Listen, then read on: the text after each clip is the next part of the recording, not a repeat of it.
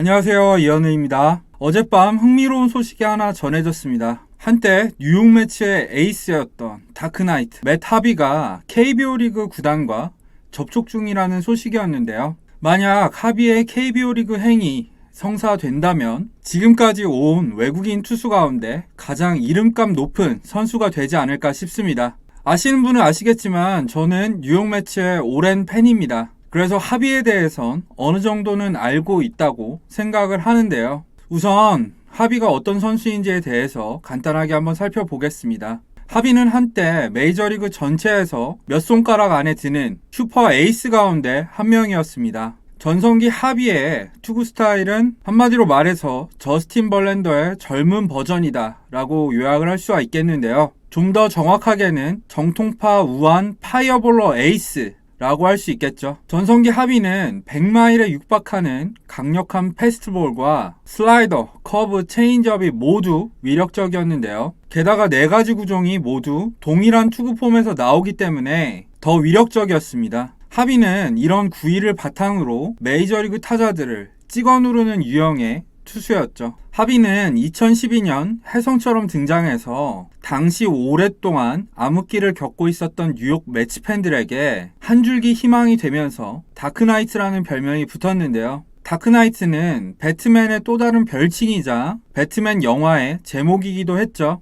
풀타임 첫 해였던 2013년 하비는 컷쇼를 제치고 내셔널리그 올스타 선발 투수로 나섰습니다. 그 해가 데뷔 시즌이었던 류현진 선수와 맞대결을 펼치기도 했었죠. 이에 하비는 9승 5패 178.1이닝 평균자책점 2.27을 기록했는데요. 아쉽게도 8월에 팔꿈치 부상을 입었고 10월에 토미존 수술을 받으면서 2014년을 그대로 다 날렸습니다. 하지만 수술에서 돌아온 2015년 하비는 13승 8패 189.1이닝 평균자책점 2.72를 기록하면서 뉴욕 매치의 월드시리즈 진출을 이끌었습니다. 딱 여기까지가 하비의 전성기라고 할 수가 있는데요. 하비는 이듬해인 2016년부터 내리막길을 걸었고 2018년 시즌 중반 신시내티 레즈로 트레이드 되면서 반등하나 했지만 지난해 LA 에인절스와 1년 1100만 달러의 계약을 맺었음에도 불구하고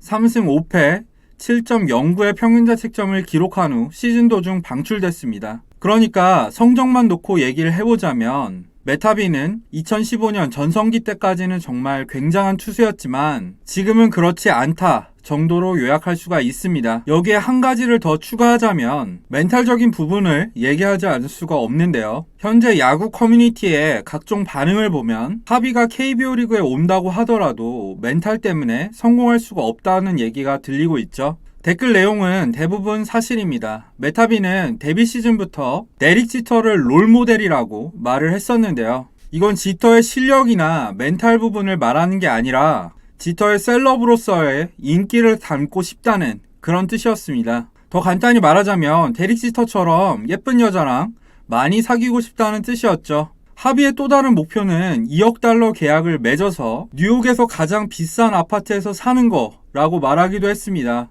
맷 하비라는 사람이 어떤 거를 목표로 삼았는지 알 수 있는 대목이죠. 실제로 하비는 파티를 자주 즐겼고요. 잘 나가던 시절에는 유명 모델들과 연문을 뿌리기도 했습니다. 그와 관련된 일화만 사실 한 트럭이죠.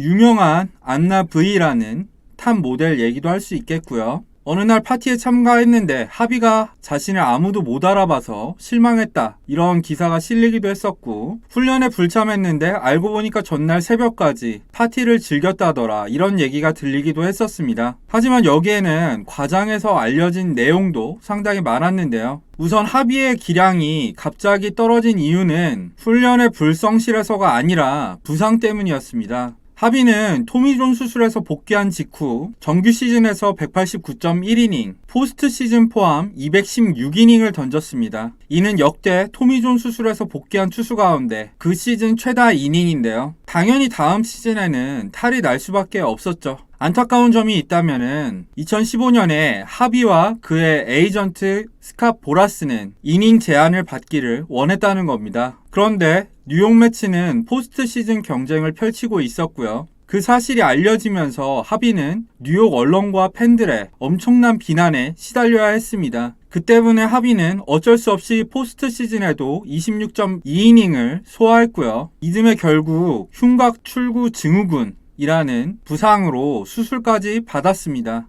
이 부상을 간단하게 얘기하자면 신경다발이 눌려서 손끝의 감각이 없어진 거죠. 그러면서 합의의 제구력은 급격히 나빠졌고 부진하기 시작했습니다. 여기서 생각나는 건 한때 합의와 라이벌 구도를 이뤘던 스티븐 스트라스버그의 사례인데요. 스트라스버그는 토미존 수술 후 2012 시즌을 160이닝 전후로 관리를 받았고요. 팀이 포스트 시즌에 진출했는데도 투구를 하지 않았습니다. 그 덕분에 스트라스버그는 지금까지도 건강하게 선수 생활을 영위하고 있고요. 특히 지난해에는 뛰어난 활약으로 워싱턴의 월드시리즈 우승을 이끌기도 했습니다. 이걸 보면서 저도 매치 팬이라서 많은 아쉬움을 느꼈는데요. 당사자인 합의는 더 속상했겠죠. 그 다음으로 얘기해야 될 거는 훈련 불참입니다. 사실 여기에도 인간적으로는 조금 안타까운 일화가 숨어 있는데요. 합의가 전성기 시절 여러 여자들과 연문을 뿌린 적은 많습니다. 하지만 사실 합의는 순해 보였어요. 대부분의 관계에서 합의가 먼저 차였기 때문입니다. 그 중에서도 가장 관계가 안 좋게 끝난 건 브라질 출신 모델이었던 아드리아나 리마와의 관계였는데요. 훈련 불참 전날 합의는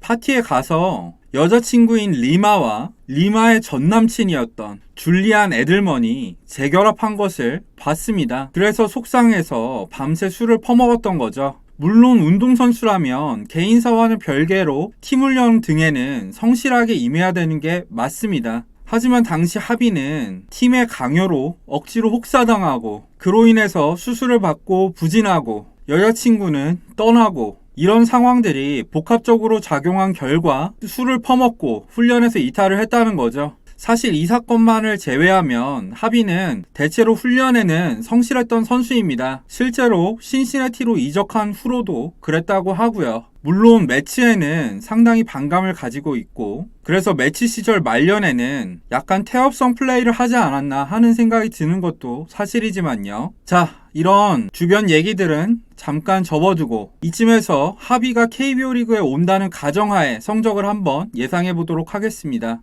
지난해를 기준으로 말씀드리자면 합의는 메이저리그에서 7점대, 마이너리그에서도 6점대 평균 자책점을 기록한 투수입니다. 지난해 성적만 딱 떼어놓고 보면 KBO 리그에서도 당연히 성공하기가 어렵겠죠. 하지만 합의의 9위는 지난해 기준으로도 의외로 나쁘지 않았습니다. 패스트볼 평균 구속도 150km에 육박했었고요. 변화구의 각도, 제가 본 결과 생각보다 좋았었는데요.